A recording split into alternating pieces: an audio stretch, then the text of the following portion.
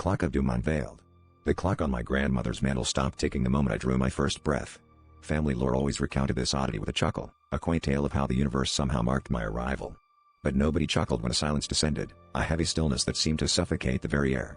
It was only when the whispers began that I understood the clock's silence was not an empty void but a gateway to something sinister, lurking just beyond the veil of reality, watching, waiting.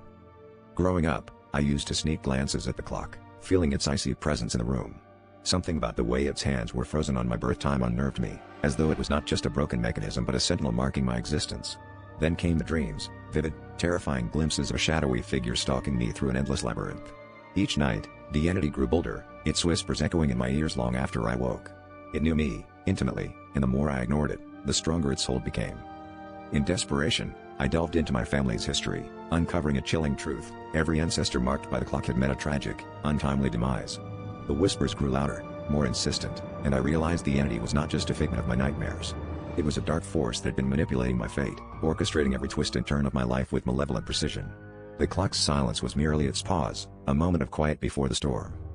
Determined to break free, I smashed the clock in a frenzied act of defiance. But as the shards scattered across the floor, the room plunged into darkness, and the entity emerged, no longer confined to dreams. Its hollow eyes met mine, and I understood with chilling clarity: it was never the clock controlling my fate. It was the entity itself, bound to my soul since birth, and now, free from its temporal prison, it would claim me completely.